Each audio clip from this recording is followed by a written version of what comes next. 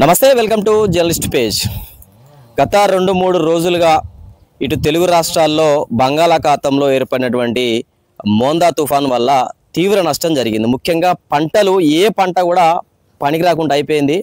ఈ నేపథ్యంలో వరంగల్ జిల్లా ఖానాపురం మండలంలో ఉన్నటువంటి పాకాల ఆయకట్టు ప్రాంతంలో అసలు ఏ వరి కూడా ఏ పొలం కూడా చేతికి రాకుండా పంట మొత్తం ఖరాబ్ అయిపోయింది. ఒకసారి మీరు చూడండి. ఇవన్నీ పాకాల ఆయకట్టుకి దాదాపు 50-60 వేల ఎకరాల వరి సాగవుతూ ఉంటుంది. మీరు చూస్తారు కదా, కూలీల కొరతతో వడ్లు చల్లుకున్న పొలాలు అయితే మొత్తం నేలమట్టం అయిపోయింది. ఇది వడ్లు చల్లిన పొలం, ఇది నాటేసిన పొలం ఏమన్నా బాగుంది అనుకుంటే పైకి అది పడలేదు, కానీ ఒక్క గింజ కూడా వడ్లు అయితే కాలేదు, మొత్తం తాలే అవకాశాలు అయితే ఉన్నాయి. సో ఈ నేపథ్యంలో రైతులు మొరో అని మొత్తుకుంటున్నారు. ఎక్కడ కూడా పాకాల ఆయకట్లో ఎక్కడ ఒక వరి కూడా మంచిగా లేదు. ఈ మోందా తుఫాన్ మొత్తం సర్వనాశనం చేసేసింది. మరి ఈ నేపథ్యంలో తెలంగాణ ప్రభుత్వం ఏమైనా రైతులకు ఏమైనా లాభం చేకూర్చే నిధులు విడుదల చేసి ఏమైనా అంతో ఎంతో ఆర్థిక సహాయం చేస్తుందా చేయదనేది కూడా మనం వేచి చూడాల్సి ఉంది. ఈ నేపథ్యంలో ఇక్కడ కొంతమంది నాయకులతో పాటు చాలా మంది ఇక్కడ రైతులు ఉన్నారు. ముఖ్యంగా ఇక్కడ రైతు కూడా, ఈ పొలానికి సంబంధించిన రైతు కూడా మనతో ఉన్నారు. వారితో మాట్లాడి అసలు వాళ్ళ కష్ట నష్టాలు, వాళ్ళ బాధ ఏందో ఒకసారి తెలుసుకునే ప్రయత్నం చేద్దాం. ఇప్పుడు ఈ పొలం మీదేనా? పొలం ఎన్ని ఎకరాలు వేసినావు? మొత్తం 7 ఎకరాలు. 7 ఎకరాలు వేసినావు. పడిపోయినట్టుంది. అది మొత్తం పడిపోయింది. ఇంతవరకు ఎంత పెట్టుబడి అయింది? ఈ ఎకరానికి 30,000 వచ్చింది. ఎకరానికి 30,000 వచ్చింది. ఇప్పుడు ఇది కోత కూడా అసలు తీసుకోవడానికి కూడా అవకాశం లేదు. రాదు, తీసుకొని రాదు. ఇప్పుడు మిషన్ పెట్టాలంటే మిషన్ కూడా రేట్ ఎక్కువ, 4,000 చొప్పున డబ్బులు ఎక్కువ అవుతాయి. ఎట్లయినా కూడా మొత్తం అడ్డం పడిపోయింది సారు. బాగా ఇబ్బంది అవుతుంది.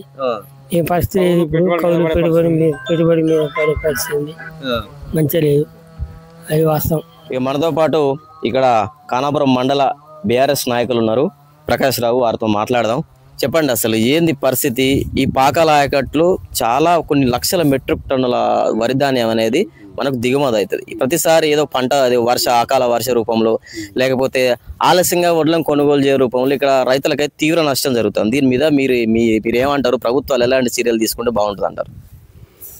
ఈ మోందా తుఫాను నిన్న ఉదయం 10 గంటల నుంచి రాత్రి 1 గంట వరకు కూడా భారీ వర్షాలు, విపరీతమైన గాలి. పాకాల ఆయకట్టు కింద 30,000 ఎకరాలు వరి సాగు చేస్తున్నారు. 30,000 ఎకరాల్లో కనీసం 20,000 ఎకరాలు నేలకు అంటుకుపోయి వరి పనికి రాకుండా అయిపోయింది. వాళ్ళ ప్రభుత్వం వీళ్ళందరినీ కూడా ఆదుకోవాల్సిన అవసరం ఉంది. ఎకరానికి 25,000 రూపాయలు నష్టపరిహారం ఇవ్వాలని చెప్పి మేము డిమాండ్ చేస్తున్నాం. అసలే యూరియా అందక లైన్లో నిలబడి అగమ్యగోచరంగా రైతులు ఆ బ్లాకులో యూరియా కొనుక్కుని ఏరే రక అమోనియా వాడుకుని పెట్టుబడి ఎగస్ట్రా పెట్టి వాళ్ళ పంట చేతికొచ్చే సమయంలో ఈ తుఫాన్ అనేది తీవ్ర నష్టం జరిపింది. ఆ నష్టాన్ని ప్రభుత్వం ఆదుకోవాలి. 25,000 నష్టపరిహారం డిమాండ్ చేస్తున్నాం. గతంలో పత్తి చేను అనేది పనికి రాకుండా పోయినాయి, మక్కలు పనికి రాకుండా పోయినాయి, ఇప్పుడు వరి కూడా పనికి రాకుండా పోయింది. వాళ్ళ పాకాల ఆయకట్టు రైతాంగం అందరికీ ఎమ్మటే ప్రభుత్వం సర్వే చేయించి వ్యవసాయ శాఖ అధికారులని, రెవెన్యూ అధికారులను పంపించేసి రేపటి వరకు సర్వే చేసి ఎంత నష్టపరిహారం చెప్పి మేము సర్వే చేయాలని డిమాండ్ చేస్తూ, డిమాండ్తో పాటు 25,000 నష్టపరిహారాలని డిమాండ్ చేస్తున్నాం. పాకాల ఆయకట్టు కింద ఉన్నటువంటి వరి పొలాలు తీవ్రమైన నష్టాన్ని చవిచూసినాయి.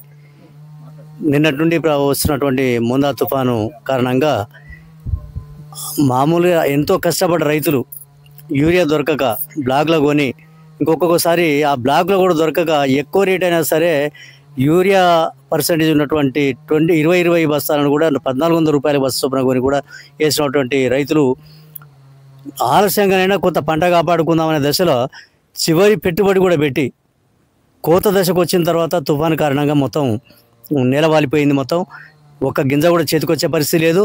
వరి గింజ గట్టిగైన పొలాలేమో నీట మునిగిపోయినాయి. ఇప్పుడే ఈయన పాలు పోసుకునే దశలో ఉన్నటువంటి పొలాలకు ఈ తుఫాను దాటికి సుంకు రాలిపోయి మొత్తం తెల్లకంకే పరిస్థితి వచ్చింది. మొత్తం వెన్నంతా తెల్లబడిపోతూ ఉన్నది. కాబట్టి ప్రతి రైతును ప్రభుత్వ పరంగా ఆదుకోవాలి. ఒక ఎకరానికి 25,000 రూపాయల నష్టపరిహారం తప్పకుండా ఇవ్వాలి.